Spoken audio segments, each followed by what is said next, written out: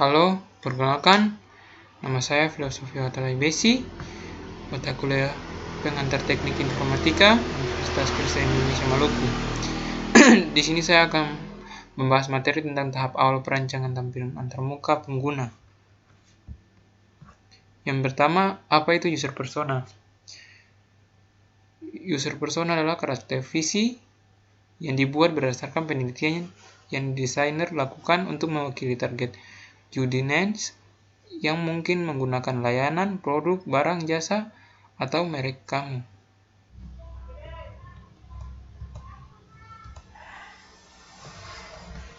Ya, di sini saya sudah membuat salah satu user persona. Nah, user persona yang saya buat di sini adalah gamers. Nah, umur dari pengguna ini adalah dari umur 17 sampai 29 tahun dan penggunanya adalah gamers. Nah, yang berlokasi di Indonesia. Status pengguna ini kebanyakan belum bekerja atau masih pelajar. Nah, selanjutnya goals atau tujuan. Nah, yang pertama, memudahkan gamer saat bermain game. Yang kedua, memberikan pengalaman baru bagi para gamers. Nah, lalu kita masuk di frustration atau kesulitan. Nah, yang pertama, orang tua tidak mendukung. Dan yang kedua itu sering mengalami lag saat bermain game. Oke, sekarang kita masuk di bio. Nah, seorang gamer memiliki pola bermain yang tidak normal dari biasanya. Kebanyakan gamers biasanya menghabiskan waktu dari 7 hingga 9 jam per hari.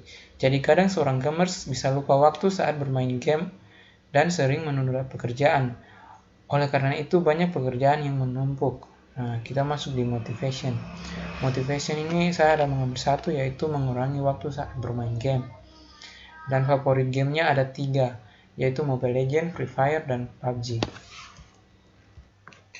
Analisis kompetitif. Analisis kompetitif adalah proses mengidentifikasi pesaing dan menganalisis strategi bisnis mereka untuk menentukan kekuatan dan kelemahan mereka relatif terhadap bisnis atau penawaran Anda.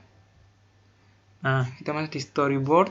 Storyboard adalah sebuah desain sketsa gambar yang disusun secara beruntun sesuai naskah cerita yang telah dibuat. Dengan pembuatan storyboard sendiri, maka pembuat cerita atau naskah dapat menyampaikan pesan atau ide dengan lebih mudah kepada orang lain.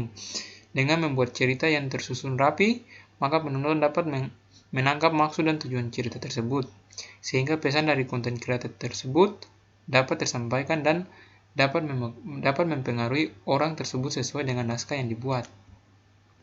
Nah, yang ketiga, use case diagram. Menurut istilah, use case adalah sebuah kegiatan atau interaksi yang saling berkaitan antara aktor dan sistem, atau secara umum dapat diartikan sebagai sebuah teknik yang dimanfaatkan untuk pengembangan perangkat lunak atau software.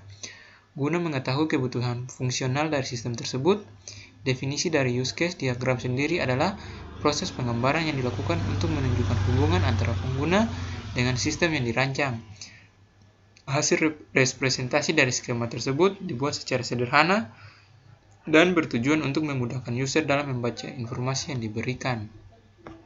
Nah, yang pertama, komponen use case diagram bentuk persegi. Yang pertama, fungsi diagramnya dan diantaranya sebagai berikut. Yang pertama, sistem. Sebuah sistem digambarkan ke dalam bentuk persegi. Fungsinya untuk membatasi use case dengan interaksi dari luar sistem. Sistem pada umumnya diberikan label yang sesuai. Namun umumnya sistem ini tidaklah diberi gambar karena tidak terlalu memberikan makna pada sebuah diagram. Oke, yang kedua, aktor. Banyak yang berspekulasi bahwa aktor adalah bagian dari diagram.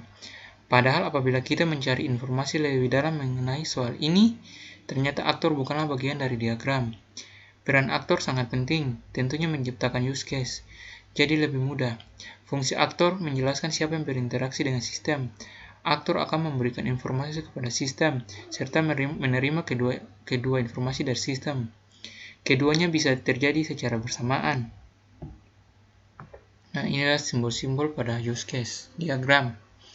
Yang pertama, aktor mewakili peran orang sistem yang lain. atau alat ketika berkomunikasi dengan use case. Use case, abstraksi dan interaksi antara sistem dan aktor. Yang ketiga, association, abstraksi dari penghubung antar aktor dengan use case. Yang ketiga, generalisasi,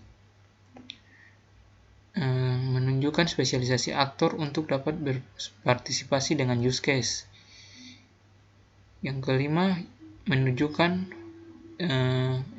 include, menunjukkan bahwa suatu use case seluruhnya merupakan fungsionalitas dari use case lainnya. Dan yang terakhir, menunjukkan bahwa suatu use case merupakan tambahan fungsional dari use case lainnya jika suatu kondisi terpenuhi. Oke, inilah contoh dari use case diagram, yaitu pembayaran OPPO. Nah, kita masuk di activity diagram. Activity diagram merupakan rancangan aliran aktivitas atau aliran kerja dalam sebuah sistem yang akan dijalankan. Activity diagram memiliki komponen dengan bentuk tertentu yang dihubungkan dengan tanda panah. Panah tersebut mengarah ke urutan aktivitas yang terjadi dari awal hingga akhir. Nah, fungsi activity diagram. Yang pertama, memperlihatkan urutan aktivitas proses pada sistem. Yang kedua, membantu memahami proses secara keseluruhan. Yang ketiga, activity diagram dibuat berdasarkan sebuah use case. Yang terakhir, menggambarkan proses bisnis dan urutan aktivitas dalam sebuah proses. Nah, tujuan activity diagram.